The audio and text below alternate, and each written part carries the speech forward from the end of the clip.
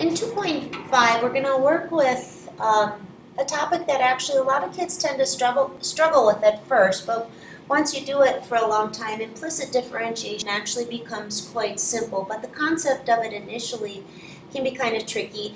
And when this word implicit, I just want to kind of define what it means in the realm of mathematics. When you have a function like, say, y equals 2x plus 1, we say that is written explicitly for y. It's solved for y, and that's what you're used to with all your function notation and on your graphing calculator. It's always y equals, and we call that explicit. Implicit would be a relationship between x and y coordinates on a graph that perhaps is written more like this, where it's not solved for y. And oftentimes you can solve it for y, but sometimes actually it's not even possible to write it explicitly. So when we talk about implicit differentiation, we're going to be using that to differentiate equations where the x and y are on the same side, and perhaps it's difficult or not even possible to solve it for y. But in order to get the general system of it down, we're going to use a very basic implicit equation for a circle. And then we're going to take and we're going to do the derivation two ways so you can see the tie-in. So when we consider the equation x squared plus y squared equals 25, and I ask you, is that a function? Hopefully you would recognize this as the equation for a circle centered at 0, 0. So let's go sketch it. If you remember your general form for the equation of the circle, it's x minus h squared plus y minus k squared equals r squared. And when we don't see any values being added or subtracted, it means we've got our center of the circle positioned right at the origin.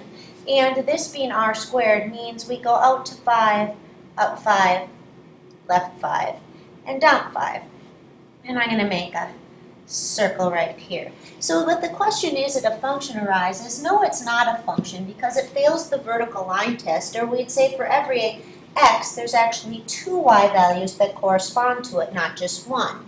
So it is not a function as it stands. But the graph of it making this circle, you can see that we can still discuss the derivative at a point. So I'm going to go to the point 3, 4 on here, which I know is on the circle because 3 squared plus 4 squared does equal 25. So the point 3, 4 does satisfy the equation of this circle. And can I talk about the derivative there? Well, certainly. There is a tangent line that hits the circle at the point 3, 4. And so when I talk about the derivative, I'm talking again about that tangent line, and this circle's got tangent lines all over the place. So can I talk about derivatives with the circle? I certainly can. So when I go to the bottom of this page here and it says, well, first of all, what we're going to do is talk about how you get the derivative explicitly. This is an equation right here that could easily be solved for y. So I'm going to go do that.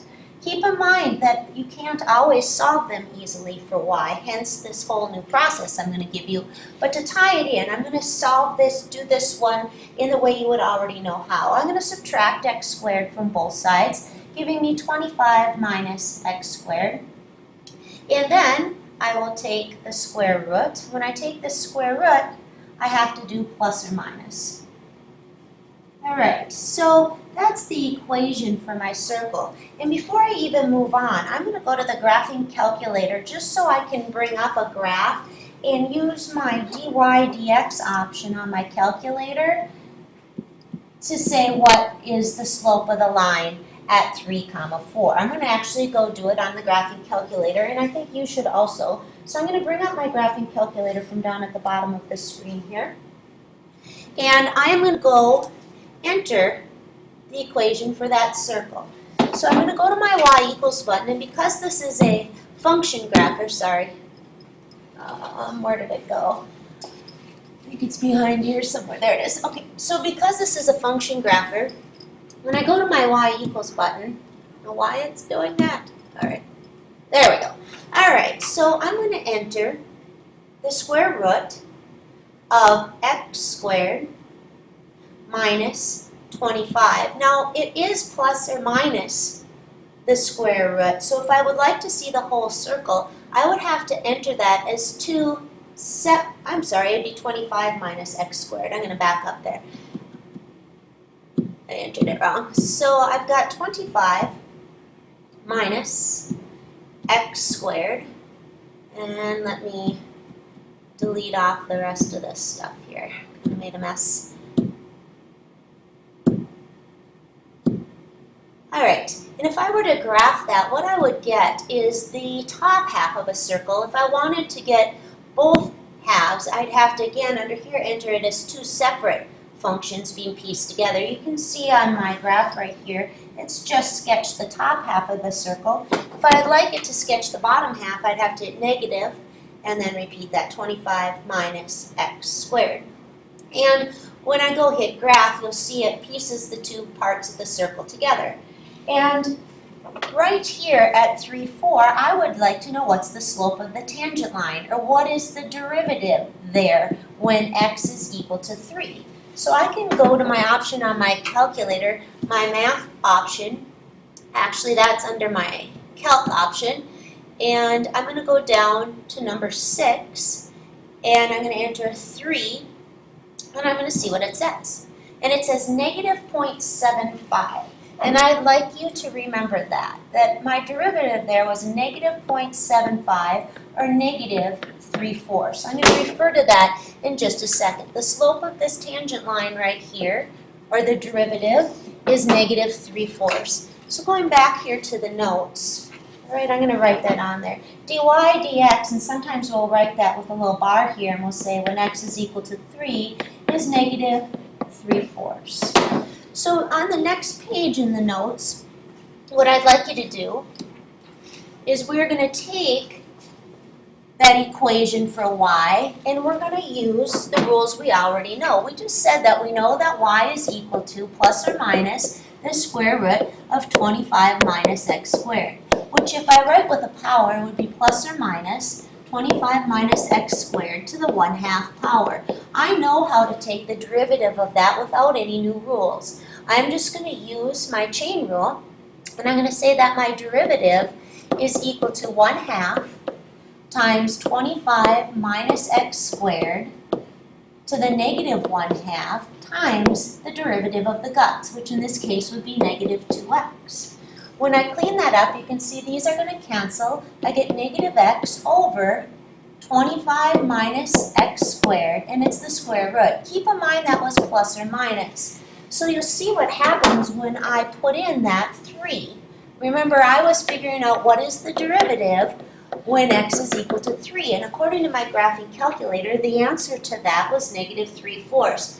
Well, let's see if that matches with this calculation. Negative x over square root of 25 minus negative 3 squared is 25, and I get negative 3 over the square root of 16, which is negative 3/4. So you could see I worked out what the derivative was both on my graphing calculator and both explicitly by solving it for y and just applying the chain rule. Well, what if I had an equation that couldn't be solved for y easily, if at all? I mean, some equations you can't even solve it for y. It's not possible.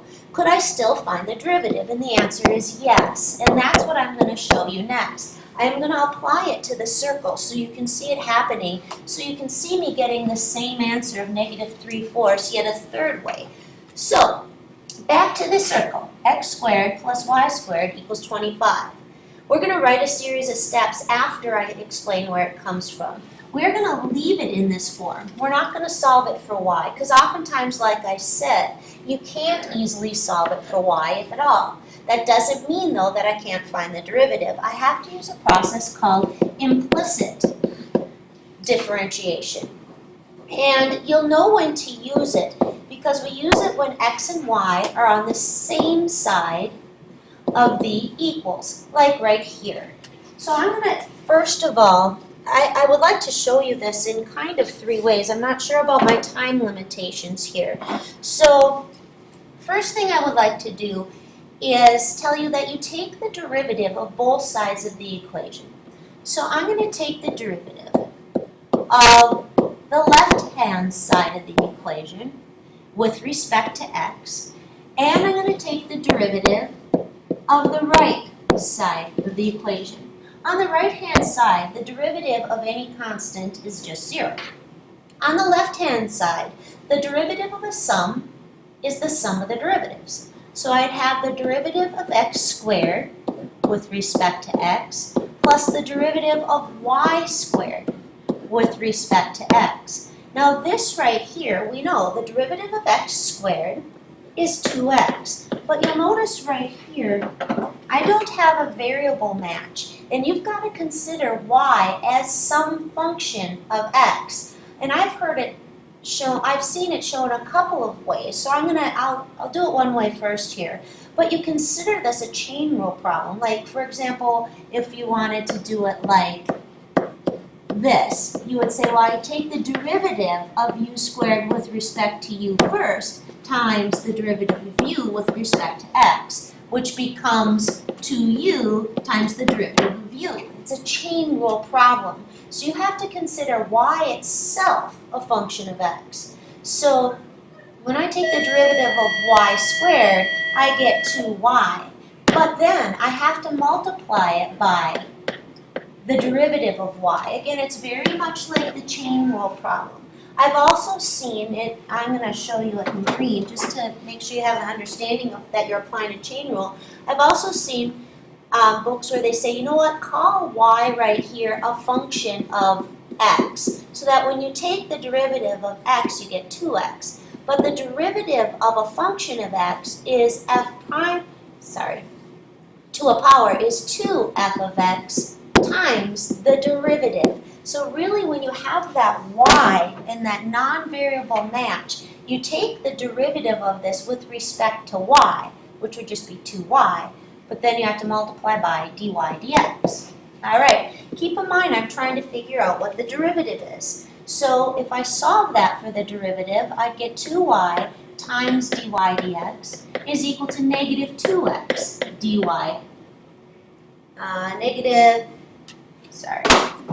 I'm getting ahead of myself in my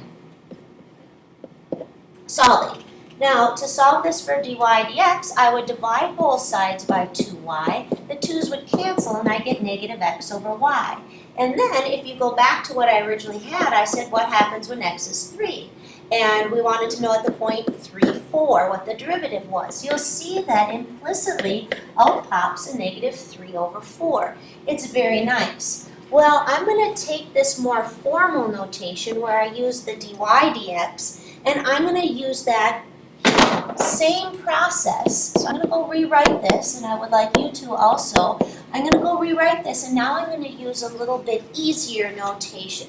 I'm going to replace that dy dx, which is with its friendlier form, y prime. When we're doing calculus that requires a lot of manipulation, instead of writing dy dx, oftentimes it's better to just use y prime. So I'm going to go through the same process over here. Again, I'm going to take the derivative of both sides. The derivative of x squared is 2x. The derivative of y is itself a function, so it'd be twice that function times the derivative of the guts, or times that function's derivative itself.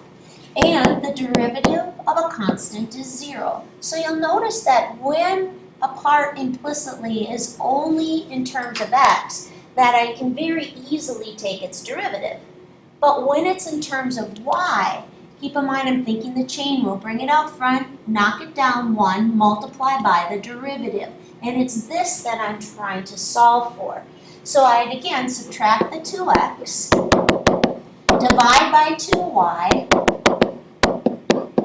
and I end up with y prime equals negative x over y. And that process is called implicit differentiation. And we're going to discuss that in detail more tomorrow. Again, I showed you this side with the formal notation. That gets a little cumbersome, but I really wanted you to see that you were using a chain rule concept with the y squared term. On this side, I use the more friendly y prime notation, which is actually what you're going to gravitate. So bring this into, and I would like you to remember that my dog's name is Buddy. My dog's name is Buddy. And if you've watched this video, you're going to remember that.